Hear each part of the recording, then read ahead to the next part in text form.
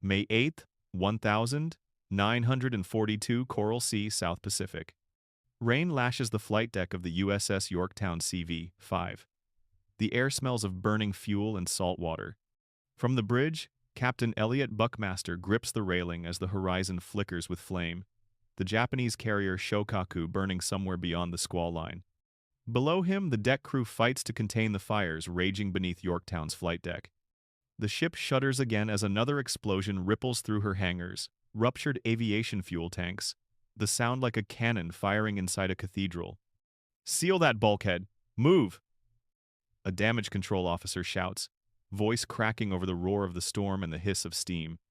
Men scramble with hoses, foam, and sandbags, their faces streaked black with soot and sweat. The Yorktown is hurt badly. Bombs from Japanese dive bombers have punched through her armored deck, leaving gaping wounds that let daylight slice through steel. Hours later, as night falls, the fires are finally under control. The deck lists 5 degrees to port, power flickers. The carrier limps away from the battlefield, engines straining, her crew exhausted but alive. They've survived the world's first carrier versus carrier battle, but just barely. In the wardroom, Rear Admiral Frank Jack Fletcher studies damage reports spread across the table. His flagship, the Yorktown, is bleeding oil and power. Chief Engineer Lieutenant Kemder, Delbert Black sets down his pen. "She'll need at least 3 months in dry dock, sir. Maybe more." Fletcher exhales, rubbing his temples. 3 months. He knows they don't have 3 months. Intelligence intercepts are already hinting at another Japanese offensive, something big somewhere in the Central Pacific. As the carrier turns east toward Pearl Harbor, her hull groaning like an old shipwreck, none of the crew yet knows that this crippled vessel will soon return to battle far sooner than anyone believes possible. The Pacific swallows the flames behind her. The Yorktown sails into darkness. May 27th, 1942, Pearl Harbor Naval Shipyard, Oahu. The Yorktown slides into dry dock. No. One under a haze of welding sparks and the hum of cranes. Her once proud flight deck is scarred and twisted, her sides charred with black smoke streaks. The air smells of oil and salt and burning paint, the familiar perfume of war's aftermath. As soon as the water drains, hundreds of men swarm over her like ants on a wounded whale. They are shipfitters, riggers, welders, and electricians, men of the Pearl Harbor Naval Shipyard, who still remember the screams of December 7th, just 5 months before. Many of them had seen their own ships burn in this same harbor. They are tired, hardened, and angry, but above all, determined. 3 months? Scoffs Commander Harold Gustafson, the shipyard's repair superintendent, when he reads the estimate from Washington. "We don't have 3 weeks. Rear Admiral Chester Nimitz stands beside him, hands behind his back, his gray eyes fixed on the wounded carrier. He speaks quietly but firmly. "You have 72 hours. The Japanese are moving. We'll need her at Midway." There's a long pause. Gustafson turns, eyes narrowing at the towering hull before him. "Then we'll get her ready." For the next 3 days, Pearl Harbor becomes a storm of noise and flame. Day and night, welders patch holes the size of trucks. Painters spray over raw steel. Electricians rewire damaged circuits by lantern light. Fresh lumber for flight deck planks is hauled in from Oahu sawmills. Crewmen from other ships volunteer to help sailors who lost their own vessels at Pearl. They hammer, lift, and sweat alongside civilian workers, fueled by coffee and adrenaline. The clang of hammers echoes through the dock like artillery fire. Chief Machinist's mate William Miller later recalled, "It wasn't repair work, it was resurrection. Every man in that dockyard knew she had to sail and we weren't going to let her die." Even as welders patch the flight deck, supply officers are already restocking her hangars with aircraft fuel and ordnance. Navy pilots stand on the pier, helmets tucked under their arms, waiting for the signal that Yorktown will live again. By the second night, lights from the dry dock can be seen for miles. Sparks rain down into the water. The men barely sleep. Some collapse beside the bulkheads where they work, waking only to start again. On the morning of May 30th, the last rivets are driven in. Engineers flood the dock, and Yorktown rises slowly with the tide battered but seaworthy. She is missing paint, her decks are patched, and her internal systems are far from perfect. But her engines hum again. Her radar spins, her flight elevators move. The old girl is alive. Nimitz watches from the pier as she pulls away, escorted by destroyers. The admiral allows himself a rare smile. "Good luck, Yorktown," he murmurs. "We'll be needing you." As her stern disappears over the horizon, the dockworkers cheer. They've done the impossible, a miracle of steel and sweat. In 72 hours, the Yorktown has gone from a crippled wreck to a fighting ship once more. None of them know that in less than a week, she will face the might of the Imperial Japanese Navy and change the course of the Pacific War. June 1st, 1942 Pacific Fleet Headquarters, Pearl Harbor. The air in the operations room is heavy with tobacco smoke and tension. Maps of the Central Pacific stretch across the table, pinned with colored flags and thin red threads leading toward a single island, Midway. Commander Joseph Rochefort, head of Station Hypo, removes his glasses and rubs his eyes. He hasn't slept properly in 3 days. The codebreakers have done it cracked enough of the Japanese naval cipher, JN-25, to confirm that AF, the target in enemy dispatches, is Midway. He stands before Admiral Nimitz, his voice steady despite exhaustion. "Sir, the Japanese will strike in force within the first week of June. 4 carriers, probably Akagi, Kaga, Hiryu, and Soryu. Their plan is to draw us out and finish what they started at Pearl." Nimitz leans forward, eyes narrowing. Then we'll be there waiting for them. The Admiral knows he's gambling everything. The Pacific Fleet has just 3 carriers left: Enterprise, Hornet, and the battered Yorktown. But thanks to Rochefort's intelligence, the Americans will have what Japan never expects, the element of surprise. June 2nd, 1942, en route to Midway. The USS Yorktown cuts through the Pacific like a phantom. Her patched deck gleams under the sun. Her engines thrum with the energy of men who can scarcely believe they're underway again. The crew calls her the Ghost Ship. In the ready room, pilots from Yorktown's Air Group 3, recently transferred from Saratoga, listen to their new commander, Lieutenant Commander Max Leslie. "Gentlemen," he says, tapping a map, "this is it. Midway's the target. We'll be the hammer. Enterprise and Hornet will swing from the north. We'll strike from the east." Someone in the back mutters, half in disbelief, "They said Yorktown was dead." Leslie smiles grimly. "Let's prove them wrong." Below deck, mechanics check bomb racks and fuel lines. Some of the welds are still warm from Pearl. The smell of oil and paint mixes with the sharp tang of seawater. The men joke that the ship still smells like the dockyard. But deep down, they know what it means. They're heading into the fight of their lives on a carrier held together by faith, sweat, and 72 hours of miracles. June 3rd, 1942. Somewhere northwest of Midway. Far to the west, Vice Admiral Chuichi Nagumo's Kido Butai advances across the ocean. 4 Japanese fleet carriers escorted by battleships, cruisers, and destroyers. Above deck, rising suns flap in the wind. Below, pilots of the elite Japanese carrier air groups polish goggles and check their A6M0 fighters. They are confident, almost arrogant. The Americans, they believe, have only 2 carriers left, Enterprise and Hornet. The Yorktown, heavily damaged at Coral Sea, was surely still in dry dock. Intelligence had reported her out of action for months. Admiral Nagumo looks over the horizon and murmurs, "Once Midway is taken, America will have no foothold west of Hawaii." He doesn't know it yet, but fate and a patched, battle-scarred carrier is about to prove him wrong. June 4th, 1942. Dawn over Midway Atoll. The sea is calm. The sky burns orange. In the distance, the first Japanese planes appear over the lagoon. Sirens wail across Midway as bombs begin to fall. In that moment, 200 miles to the northeast, radar screens aboard Yorktown, Enterprise, and Hornet flicker to life. The battle that will decide the Pacific has begun. June 4th, 1942, 04:30 hours, northeast of Midway Atoll. The dawn is thin and gray when the klaxon wails through the corridors of the USS Yorktown. General quarters, all hands to battle stations. Sailors tumble from hammocks, boots pounding on steel. The flight deck hums with motion mechanics rolling out bombs, arming torpedoes, fueling the aircraft with long, snaking hoses. The smell of aviation gasoline fills the morning air. Pilots strap on their Mae West vests and climb into their cockpits. On the bridge, Captain Elliot Buckmaster and Rear Admiral Frank Jack Fletcher stand side by side. Buckmaster lowers his binoculars. "Message from Midway, sir. The Japanese are attacking the island." Fletcher nods. "Then it's time. Launch search planes. We find Nagumo before he finds us."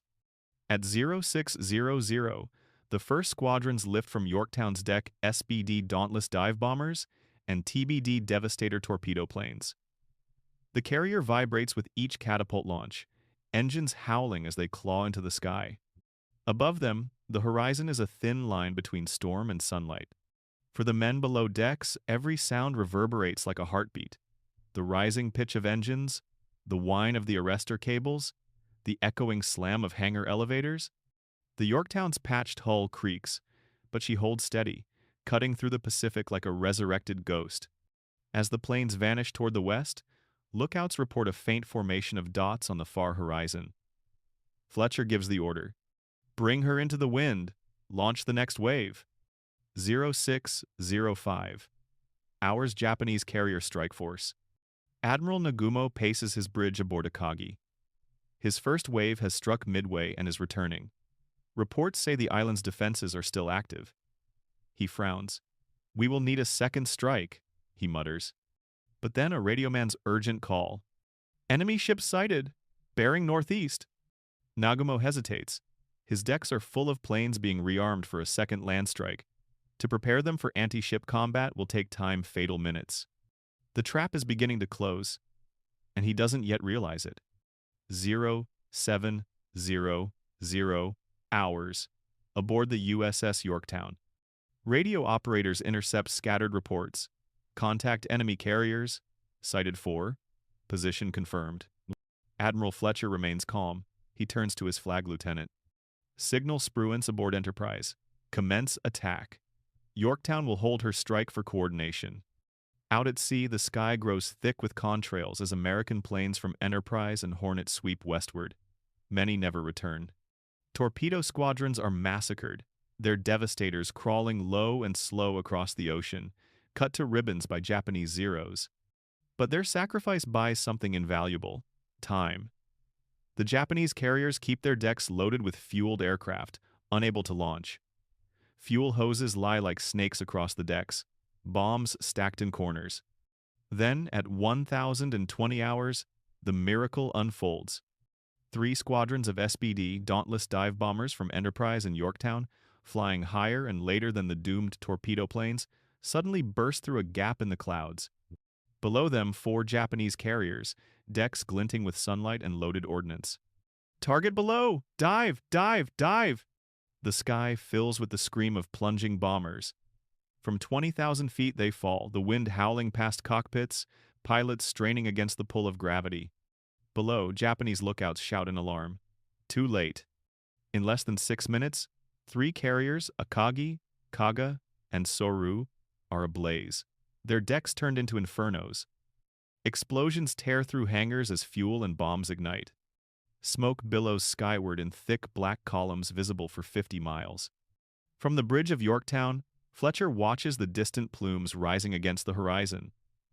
"Looks like we've hit them hard," he says quietly. But the battle isn't over. Nagumo still has 1 carrier Hiru untouched, and she's coming for Yorktown. June 4th, 194211:00 hours, Pacific Ocean northeast of Midway.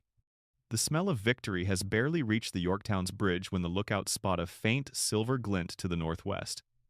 The radio crackles with new reports, enemy planes inbound. A chill moves through the ship. Rear Admiral Fletcher lowers his binoculars. "Hear you," he says grimly. "She's still out there." Within minutes, klaxons scream again through the carrier's decks. "Air raid warning red! Enemy dive bombers inbound!" The crew scrambles to stations. Gunners swing their 1.1-inch mounts skyward, loaders slam belts into 50 caliber guns, and the bridge fills with the staccato chatter of radar reports. Above them, the 1st Defensive Fighters launch Wildcat F-4Fs from Yorktown's Combat Air Patrol. The calm blue sky suddenly fractures into chaos. 1,115 hours. A formation of Japanese Aichi D-3, a VAL dive bombers, escorted by Zeros, screams down from 14,000 feet. The anti-aircraft guns of Yorktown erupt in thunder, tracers arcing upward like glowing ropes. Here they come! Open fire! The ship vibrates under the recoil of the 5-inch mounts. Gunners shout over the din, brass casings clattering across the deck. Some of the attacking valves disintegrate in midair, wings sheared off, smoke trailing into the sea. But others break through the curtain of flak. From the bridge, Captain Buckmaster shouts, "Hard to port, bring her around." Keep turning. The carrier heels over, her massive hull groaning as she tries to evade the falling bombs. The first hit lands near the island superstructure, a massive explosion that tears open the flight deck. Another bomb pierces through to the hangar bay, detonating among fueled planes. A fireball erupts, blasting men off their feet. The world becomes sound, the roar of fire, the scream of twisted metal, the cries of the wounded. Damage control parties race through smoke-filled corridors, dragging hoses and extinguishers. Steam fills the lower decks as ruptured pipes hiss and crack. Chief Engineer Delbert Black barks into the sound-powered phone. "Get the forward pumps online. Counter-flood starboard compartments." For 20 agonizing minutes, the Yorktown burns. Yet the crew fights like demons. Water floods the hangars, hoses sweep back and forth, men coughing through wet rags and oil-soaked air. Slowly, miraculously, the fires begin to die. By noon, smoke still curls from the flight deck, but she's alive, engines turning, guns ready. Buckmaster wipes soot from his face and looks at Fletcher. "She's hurt, Admiral, but we can still fight." Fletcher nods. "Then we'll fight." 1,240 hours. Another radar contact. More incoming aircraft, a second strike from Hiryu. This time, torpedo bombers. The Yorktown's gunners open up again, filling the sky with lead. The ship zigzags furiously, but the Japanese pilots are skilled veterans of Pearl Harbor and Coral Sea. 2 torpedoes slam into the carrier's port side. The impact hurls men from their feet. Lights flicker, bulkheads split. Seawater surges through ruptured compartments. "Power's gone!" A voice screams over the intercom. The ship lists sharply 15 degrees, then 20. The hum of the engines fades into silence. For a moment, there's only the hiss of steam and the groan of metal. Fletcher grips the railing, the deck tilting beneath his boots. "Abandon ship," he orders quietly. "Get the men clear." Boats lower into the sea. Sailors scramble down ropes into the warm Pacific, clutching life rafts and floating debris. From a distance, they watch their ship, their miracle ship, settle lower in the water, smoke drifting from her decks like the breath of a dying titan. But even as Yorktown falls silent, her sacrifice is not in vain. Scouts from Enterprise have found Hiryu, still launching planes, and American bombers are already on their way. The crippled carrier's last act will be to draw the enemy's fury long enough for vengeance to find them. June 4th, 1942-1700 hours, northwest of Midway. The sun hangs low, turning the Pacific into a field of molten gold. On the horizon, black smoke climbs into the sky like pillars of ash, burning oil, burning ships, burning history. For hours, the crew of the Yorktown have watched their ship list helplessly, her once proud silhouette broken and smoldering. Nearby destroyers Hughes, Haman, and Balch circle protectively, plucking men from the sea. On Haman's deck, wet and exhausted sailors stare back at the dying carrier. Some weep openly. Others sit in silence, their faces streaked with salt and soot. "She shouldn't have even been here," one mutters. "They said she was finished after Coral Sea." Another replies softly, "Guess she didn't know that." Out to the west, American SBD Dauntless dive bombers from Enterprise and Hornet find Hiryu. The Japanese carrier, her flight deck packed with armed aircraft, is caught in mid-preparation exactly as Akagi, Kaga, and Soru had been that morning. From 18,000 feet, the Dauntlesses fall like stones. Bombs strike Hiryu's deck in 3 rapid bursts, ripping her open from bow to stern. Flames rise instantly, spreading across the hangar levels, igniting fuel and ordnance. Within minutes, she is a roaring inferno, her crew leaping into the sea. Aboard the American ships, word spreads fast. Hyri's been hit. She's burning. The last of Japan's 4 carriers is gone. The tide of the Pacific War has turned. June 5th, 1942 hours. Under a moonless sky, salvage crews return to the Yorktown. She still floats, stubbornly refusing to die. Flooding has stabilized, fires extinguished. Engineers believe she can be saved, towed back to Pearl Harbor, patched, repaired, perhaps even returned to duty. Aboard the destroyer Hammond, damage control teams prepare heavy pumps and repair cables. The plan is to transfer equipment to Yorktown and begin towing her east. Men climb across lines between the 2 ships, tools in hand, the sea calm and deceptively quiet. No one knows that beneath those black waters, death is approaching. 1,315 hours. A sonar operator aboard Hughes suddenly shouts, "Torpedoes in the water, port side, multiple tracks." Seconds later, white streaks cut through the waves, torpedoes fired from the Japanese submarine 168, which has slipped through the destroyer screen unseen. One strikes Hammond amidships. The blast rips her apart in seconds.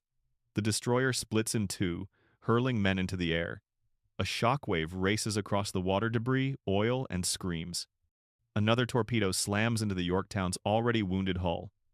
The carrier shudders, metal shrieking as she takes on more water.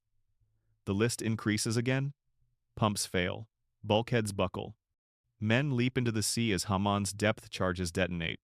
Triggered by the explosion, massive geysers erupt between the 2 ships, throwing survivors into chaos. When the smoke clears, Hammond is gone, and Yorktown is mortally wounded. June 6th, 1942 dawn. For a full day, the crippled carrier drifts silently. The destroyers stand by, unwilling to leave her behind.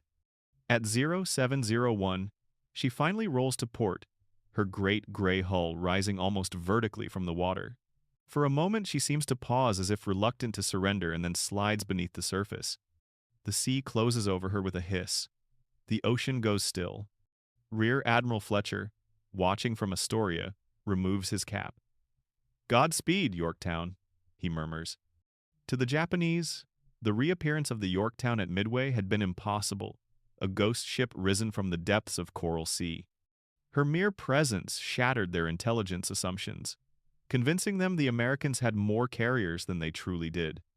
And in that confusion lay victory. The battle cost the United States dearly: 1 carrier lost, 307 men killed. But the Japanese lost 4 fleet carriers, over 3,000 men, and the strategic initiative of the Pacific.